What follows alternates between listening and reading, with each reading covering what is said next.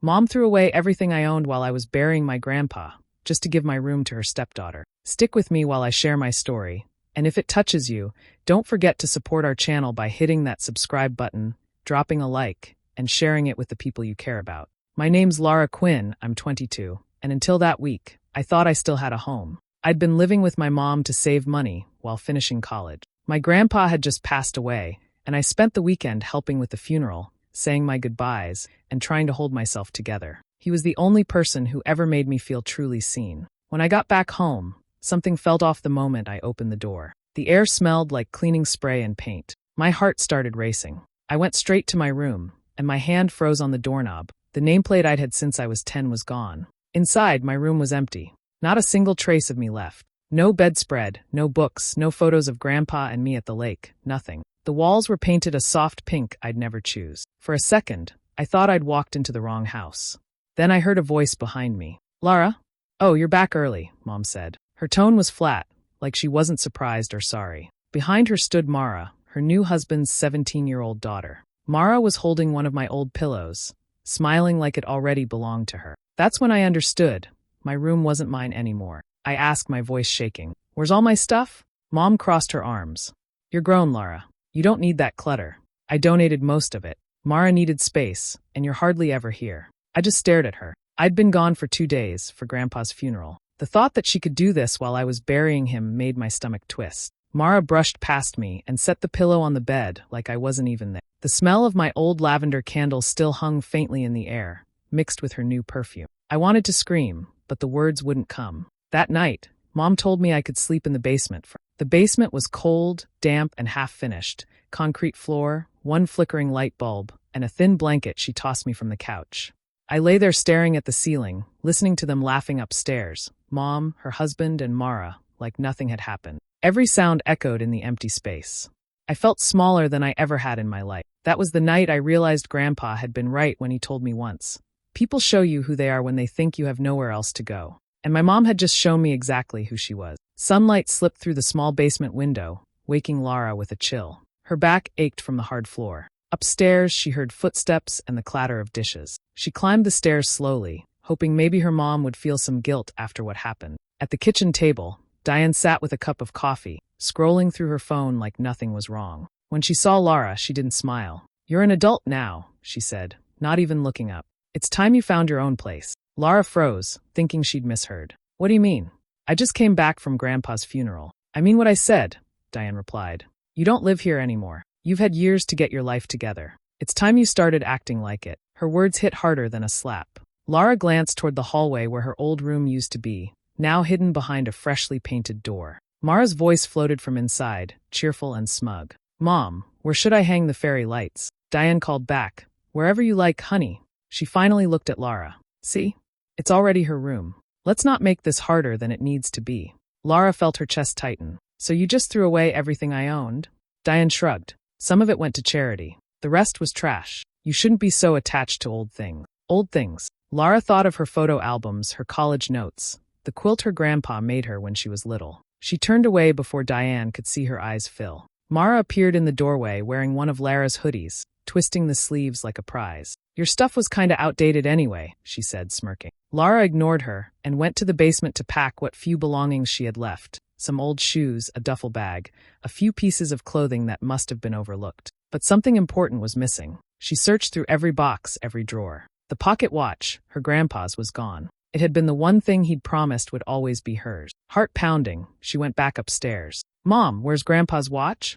Diane didn't answer right away. She rinsed her mug, dried it, then said flatly, "I don't know.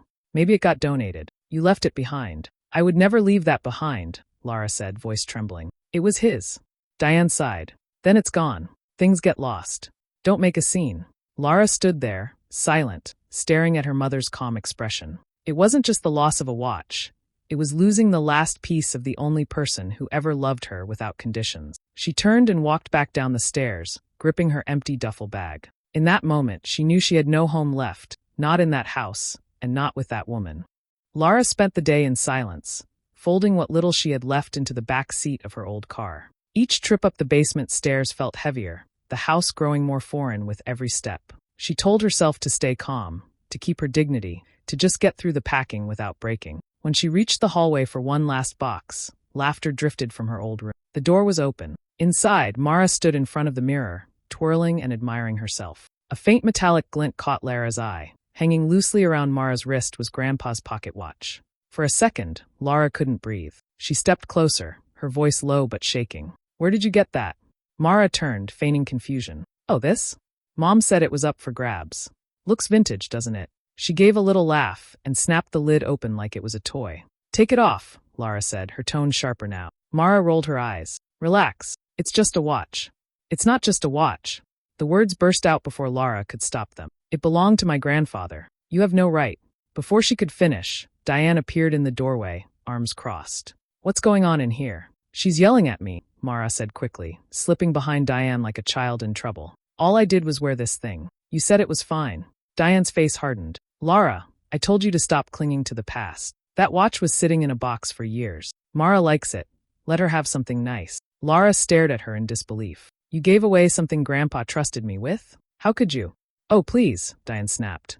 "You're not a little girl anymore. Grow up and let go." The words hit deeper than she expected. "You don't care about family," Lara whispered. "You only care about looking perfect for your new husband." Diane's eyes narrowed. "You have no idea what you're talking about. Don't twist things to make yourself a victim." Lara looked from her mother's cold expression to Mara's smug grin. Everything suddenly fit. The redecorated rooms, the staged smiles, the expensive new furniture. None of this was about starting fresh. It was about showing off, about money and image. Love didn't live here anymore. Maybe it never had. She reached forward, unclasped the watch from Mara's wrist despite her protest, and held it close to her chest. Then she turned to Diane. "You can have this house, your husband, and your lies. I'm done." Diane called after her, but Lara didn't turn back. She walked out the front door, the night air biting at her skin. She tossed the duffel bag into her car, started the engine, and drove away. For the first time, she didn't cry. The tears had dried long before, leaving only quiet, heavy grief and a promise forming deep inside her. She would never let them break her again. The nights were long and cold. Lara parked her car behind an old grocery store, wrapping herself in a thin blanket that smelled faintly of the basement. The seat was stiff, her neck ached, and sleep never lasted more than an hour at a time. She'd wake to the sound of passing cars, check her phone for messages that never came, and stare at the ceiling until the sky lightened. By the third night, she felt hollow. The world moved on around her, families shopping, people laughing, engines humming, while she sat invisible in a parking lot, watching her breath fog the glass. On the fourth morning, she dragged herself to work, eyes red from exhaustion. She thought she'd done a decent job hiding it until Jonas, a co-worker from the cafe, stopped her during break. "You okay? You look like you haven't slept in days." She hesitated, then muttered, "Just rough week." Jonas studied her for a moment. "Don't tell me you're sleeping in your car." Her silence gave her away. He sighed, rubbing the back of his neck. "I've got a spare room. It's small, but it's better than that." At first, she refused. Pride was all she had left. But when the sun set again, and the cold crept in through the car doors, she realized pride wouldn't keep her warm. The next morning, she accepted. Jonas's apartment was modest, old hardwood floors, chipped counters, but clean and quiet. He didn't ask for details, just handed her a key and said, "Mi casa, Lara, as long as you need." Days turned into weeks. She threw herself into work, picking up extra shifts, saving every tip she could. The ache inside her dulled into focus. She kept her phone on silent, ignoring every unknown number that might have been her mother. Late one night after her shift, she sat on the couch scrolling through her phone. Out of habit, she searched her grandpa's name. A link popped up, a local estate auction page. She clicked it, not expecting much. Her chest tightened as the images loaded. There was his old armchair, the one she used to curl up in during storm. The oak desk where he wrote her birthday letters. Even the handmade cabinet he'd promised would be hers someday. Price tags hung from everything, the pieces of his life scattered for strangers to bid on. She scrolled faster, her hands shaking. A caption under one photo read, "Estate sale organized by Diane Monroe." Lara stared at the name. Her mother had sold everything, every memory, every trace of the man who'd loved them both, without a word. Her phone slipped from her hand onto the couch. For a long time, she just sat there, staring into the dark apartment. The quiet hummed around her, broken only by the faint ticking of the watch she kept on the table beside her. That sound, steady, patient, was all she had left of him. Morning light spilled across the kitchen table as Lara sorted through a pile of papers she'd been gathering for weeks. Crumpled receipts, photocopies, and printouts spread across the surface like puzzle pieces. Each one told a story of something missing, money transferred, antiques sold, names scribbled on donation slips that didn't add up. She'd spent nights combing through old emails and bank records she still had access to. Her mother's name appeared again and again, tied to payments and transfers made right after Grandpa's death. Furniture sales, jewelry listings, donations that were anything but. Lara felt a cold focus settle over her. She wasn't angry the way she'd been before. This was quieter, sharper. Every new clue fed a steady determination that replaced the ache she'd been carrying. Jonas walked in, wiping his hands on a towel. "You've been up all night again, huh?" "Almost done," she murmured, not looking up. He studied the papers. "That looks serious." "It is."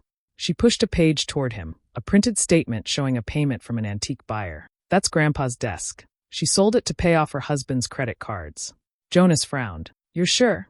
"I called the buyer," she said. "He told me she said her father's things didn't mean much to her. But he wasn't her father." The words hung in the air like something sour. Jonas leaned against the counter. "You can't let that slide." "I don't plan to." Lara's voice was steady, almost calm. "She's not just greedy. She broke the law. Grandpa left that property to both of us. She had no right." Jonas nodded slowly. "I might know someone who can help. My friend Tyler, he's a lawyer. Not fancy, but he's good with estate stuff. You should talk to him." That night, she met Tyler in a small diner. He listened carefully as she laid out the documents, his expression tightening the more she spoke. When she finished, he leaned forward. "If everything you're showing me checks out," he said, "then it's not just unethical, it's fraud. She could lose everything." Lara didn't smile, didn't flinch. "Good." Tyler raised an eyebrow. "You want her charged?" "I want her to understand," she said quietly. "Every lie, every dollar, everything she stole meant something to him, and to me. She took all of it like it was nothing. I want her to feel what that's like." He nodded. "Then we'll make sure she does." When Lara left the diner, the air felt lighter, cleaner. She walked to her car with a sense of purpose she hadn't felt in months. For the first time since the funeral, she wasn't lost. She wasn't just chasing justice anymore. She was building it piece by piece, and she wasn't stopping until her mother's world cracked the same way she'd shattered her. Weeks passed before Lara sent the first message. Her hands trembled as she typed, "Hey, Mom. I've been thinking a lot lately. Maybe we could talk sometime." She stared at the screen for a long time before pressing send. The reply came within minutes. "I'm glad you reached out, honey. I knew you'd come around." Lara exhaled slowly, forcing her heart to stay calm. Every word she wrote had to sound warm, believable. She talked about work, about moving on, about wanting to fix things. Each message was crafted like a step in a quiet trap. Diane responded eagerly, her tone dripping with relief and pride, as if she'd won something. After a few days, Diane called. Her voice was light, cheerful. "We're having a little get-together for Mara's 18th next weekend. You should come." It'd mean a lot to her. Lara's lips curved faintly. "I'd like that." Diane laughed softly. "I knew you'd come to your senses. You've grown up, Lara." When the call ended, Lara sat in the darkened apartment for a long moment, staring at her reflection in the window. The face that looked back wasn't the same girl who'd begged for answers months ago. She was quieter now, her anger colder, her purpose clear. The next few days were filled with preparation. She double-checked every document, copies of transfers, witness statements, legal notes from Tyler. Each piece of paper slipped neatly into a manila folder labeled with a single word, truth. But there was one thing still missing. For weeks, Lara had been tracking down a rumor she'd heard, that an antique watch matching her grandfather's had surfaced at a pawnshop across town. She'd called ahead twice, describing every scratch in detail. The owner finally confirmed it had come in a month earlier. That night, Lara drove across the city. The shop was small and dim, the kind of place that smelled like old leather and dust. Behind the counter, an elderly man adjusted his glasses as she entered. "You called about the watch?" She nodded. He opened a glass case and set it gently on the counter. The metal was worn, the engraving faint but familiar. "For Lara, keep time for yourself." Her throat tightened. "How much?" He studied her face, then said quietly, "For you? Just take it. I can tell it means something." She tried to speak, but only managed a whisper of thanks. Back in her car, she held the watch in her palm. It was cold at first, then warm against her skin. The ticking sounded steady, patient, like her grandfather's voice telling her to wait for the right moment. She fastened it around her wrist and looked out through the windshield toward the horizon. The house she'd once called home waited for her, full of people who thought they'd won. Not for much longer. The night of the party, the house glowed with string lights and the hum of soft music. Laughter spilled from the living room, mingling with the clink of glasses. Lara parked down the street, watching the scene for a moment before stepping out. Her heart pounded, steady as the ticking of the watch on her wrist. Inside, nothing had changed. Polished floors, spotless counters, and that same false warmth that always filled the place when guests were watching. Diane spotted her first, beaming like the perfect hostess. "Laura, you made it. I'm so happy you're here." Laura smiled politely. Wouldn't miss it. She could feel eyes turning toward her, whispers slipping between bites of food. Mara sat at the head of the table, dressed in glitter and pride. A pile of wrapped gifts surrounded her, bright paper and ribbons stacked high. Diane hovered nearby, radiant in her new dress, her husband Mark laughing beside her. Dinner passed in slow motion. Compliments, toasts, the usual parade of fake kindness. Laura stayed quiet, waiting. When dessert was served, she stood and placed a small white box in front of Mara. Mara grinned. "A gift from you? Didn't expect that."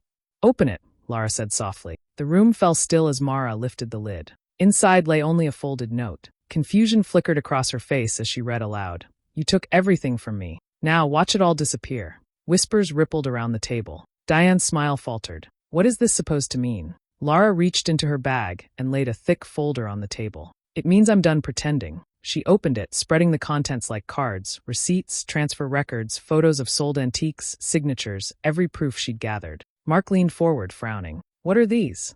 "Evidence," Laura said. "Your wife sold off my grandfather's estate, things that didn't belong to her. She used the money to pay debts.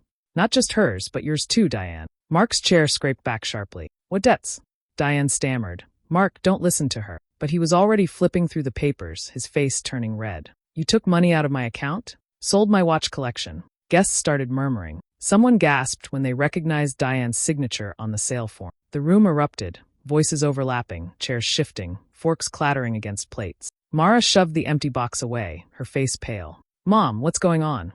Diane reached for her, but Mara pulled back, tears forming. "You told me everything was fine." Laura stepped aside, watching the scene unfold without a word. Mark slammed a fist against the table, shouting at Diane, while guests awkwardly excused themselves, slipping toward the door. The smell of frosting and perfume turned sour in the tension. By the time Laura reached the porch, shouting still echoed behind her. Through the window, she saw Diane's perfect world cracking, her husband furious, her daughter crying, her guests scattering. Laura didn't smile, but her chest felt lighter. The truth was finally out, and there was no taking it back. Days after the party, the house that once seemed untouchable stood silent behind a for sale sign. The manicured lawn looked dull, the curtains drawn tight. Diane's husband had left without a word to anyone but the realtor. The whispers around town spread fast. Money gone, marriage broken, the perfect image shattered. Laura heard pieces of it through co-workers and neighbors, though she never asked. She didn't need the details. She already knew how the story ended. Diane had built her comfort on other people's pain, and now the walls were closing in. One evening, Lara's phone lit up with a familiar number. She almost ignored it, but let it ring through once, twice, until her thumb betrayed her. She answered. The voice on the other end cracked. "Laura, it's me." A long pause followed. Laura said nothing. "I don't have anywhere to go," Diane whispered. "Mark's gone. He took everything. I don't even have a place to sleep." Her words came rushed, broken. "Please. You're still my daughter." The silence stretched. Laura leaned back in her chair, staring at the ceiling. "What do you want from me?" I need help. Just for a few days." "I'm sorry, Laura. I didn't mean for things to go this far." Laura closed her eyes, hearing the same voice that once told her to grow up, to move out, to let go. Only now the power in it was gone. "You made your choice," she said quietly. "You chose money over family, and now it's gone. All of it." Diane's breathing hitched. "I know. I was wrong. Please, I can't do this alone." Something inside Laura shifted, not pity, but recognition. The same cold emptiness she'd felt that night in the basement, the sting of being discarded like she didn't belong. Diane was feeling it now, and it fit her too well. "Meet me at the old diner on Main," Laura said finally. When Diane arrived, she looked smaller somehow, hair unbrushed, eyes hollow. She clutched a worn purse as if it might keep her from falling apart. Laura sat across from her, calm, steady. "I don't expect forgiveness," Diane murmured. "I just don't know where to go." Laura slid a small key across the table. "Room 13 at the Maple Inn," she said. "It's paid for a week." Diane's eyes filled with tears. "Thank you. I'll make it up to you, I swear." Laura stood before she could finish. "Don't." Her voice was quiet, steady. "Now you know what it feels like to lose everything and have no one to call." Diane reached out, but Laura stepped back. She turned toward the door, the bell chiming softly as she left. Outside, the air felt crisp and clean. Laura didn't look back. The sound of the door closing behind her was all the closure she needed. The morning was quiet when Laura parked at the edge of the cemetery. Dew clung to the grass, and the air smelled faintly of rain. She carried a small bouquet of wildflowers and the old pocket watch, its chain wrapped carefully around her fingers. Each step toward the familiar stone felt like walking back through years she'd spent trying to hold on to him. The headstone was simple, his name, his service emblem, and the words always kept time for others. Lara knelt beside it, brushing away a few fallen leaves. For a moment she couldn't speak. Then her voice broke the stillness. "I did it, Grandpa," she whispered. "You were right about everything." She set the flowers down and traced the engraving with her thumb. "I lost the house. I lost her. But I finally see what you meant about standing on my own." The wind stirred, soft and cool against her cheek. "You were the only one who ever believed I could." The watch ticked faintly in her palm, the same rhythm she'd listened to as a child sitting on his porch.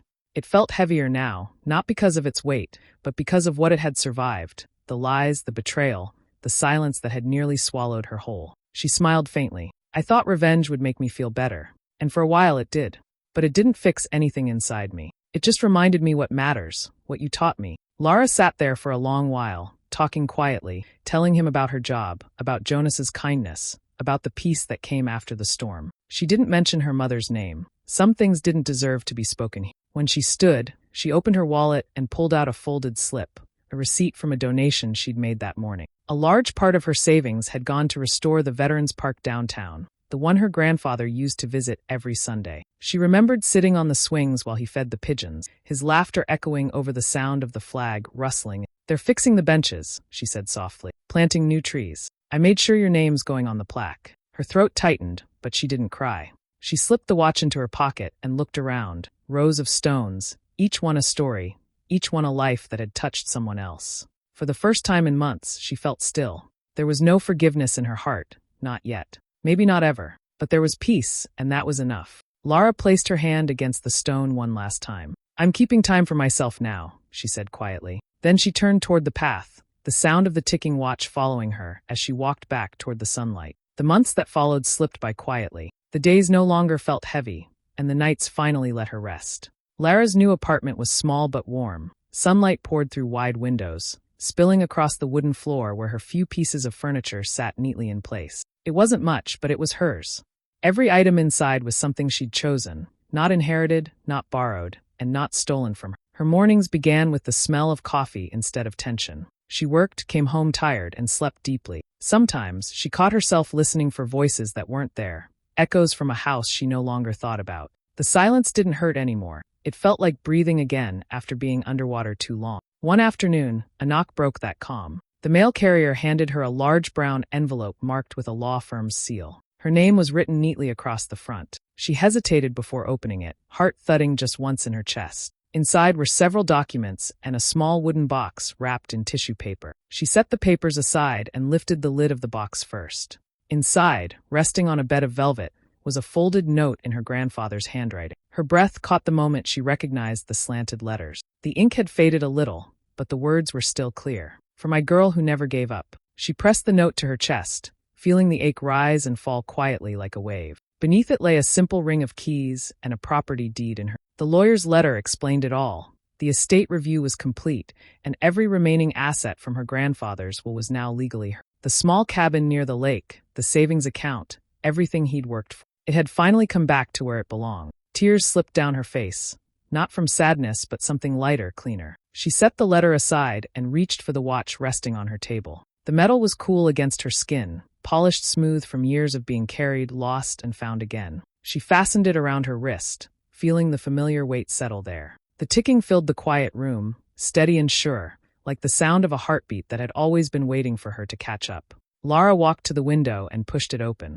Morning sunlight spilled across her face, warm and bright. Down below, the street was alive. Kids on bikes, dogs barking, someone humming as they watered plants. For the first time, she didn't feel like an outsider looking in. She stepped out into the hallway, keys in hand, the watch ticking softly at her wrist. No more running, no more waiting for someone else to do right by her. The door clicked shut behind her, and she walked toward the sun, free at last.